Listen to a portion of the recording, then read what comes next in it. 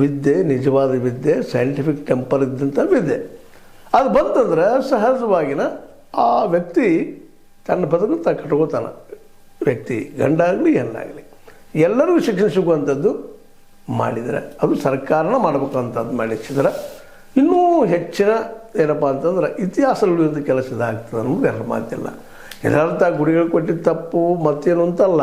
ಅದಕ್ಕಿಂತಲೂ ಇಂಪಾರ್ಟೆಂಟ್ ಅಂದ್ರೆ ಪ್ರತಿ ಮಗುವನು ಇವತ್ತು ವೈಜ್ಞಾನಿಕವಾಗಿ ವೈಚಾರಿಕವಾಗಿ ಬೆಳಿಬೇಕಾಗಿದೆ. ಹೀಗಾಗಿ 3-4 ಹಳ್ಳಿಗಳ ಮಧ್ಯದಲ್ಲೇ PUCವರೆಗೆ, ಪ್ರತಿ ಹಳ್ಳಿಗೆ 7ನೇವರೆಗೆ ಸುಸಜ್ಜಿತ ಸ್ಕೂಲ್, ಒಳ್ಳೆಯ ಸ್ಕೂಲು, ಟೀಚರ್ಗಳು ಸರಿಯಾಗಿ ಬರುವಂಥದ್ದು, ಎಲ್ಲ ಮಕ್ಕಳು, ಎಷ್ಟೋ ಮಕ್ಕಳು ಇರಲ್ಲ ಅವರೆಲ್ಲ ಸರಿಯಾಗಿ ನೀವು ಜ್ಞಾನವನ್ನು ಕೊಡುವಂಥ ಕೆಲಸ ಮಾಡಿದರೆ ಪ್ರೈವೇಟ್ಗೆ ಕಳಿಸುವಂಥ ಸಾಹಸವನ್ನು ಯಾರೂ ಮಾಡೋದಿಲ್ಲ. ಅದು ಫ್ರೀಯಾಗಿ ಕೊಡೋ ಮುಂದೆ ಯಾಕೆ ಹೋಗ್ತಾರೆ ರೀ?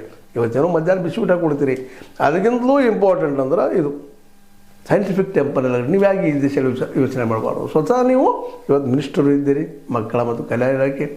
ಈ ರೀತಿಯಾಗಿ ಶಿಕ್ಷಣವನ್ನು ನೀವು ಎಲ್ಲರಿಗೂ ಪ್ರತಿ ಮಗುವಿಗೂ ಸಿಗೋಂಗೆ ಮಾಡಿದರೆ, ಅಟ್ಲೀಸ್ಟ್ ಕೇಜ್ರಿವಾಲ್ ಮಾಡಿದ್ರಲ್ಲ PUC ತನಕ 10+2 ಅದನ್ನು ನೀವು ಪ್ರತಿ ಹಳ್ಳಿಗಳಲ್ಲಿ ಮಾಡಿದರೆ ನಿಜವಾಗಿಯೂ ಬೆಳಗಾವಿ ಜಿಲ್ಲೆಯ ಇತಿಹಾಸದಲ್ಲಿ ಉಳಿದು ಹೋಗ್ಬಿಡುತ್ತೆ. ಅದು ನಿಮ್ಮ ಕ್ಷೇತ್ರದಲ್ಲಿ ಮಾಡಿ ಸಾಕು. ಪ್ರತಿಯೊಬ್ಬರೂ ಶಾಸಕರು ತಮ್ಮ ಕ್ಷೇತ್ರದಲ್ಲಿ ಅದನ್ನು ಮಾಡಿದರೆ ಇವತ್ತು ಖಚಿತವಾಗಿ ನಾವು ಹೇಳ್ತೀವಿ, ಹೌದಪ್ಪ ಈ ದೇಶಕ್ಕೆ ಒಂದು ಒಳ್ಳೆಯ ಕೆಲಸ ನೀವು ಮಾಡಿದ್ದೀರಿ ಅಂತೇಳಿ.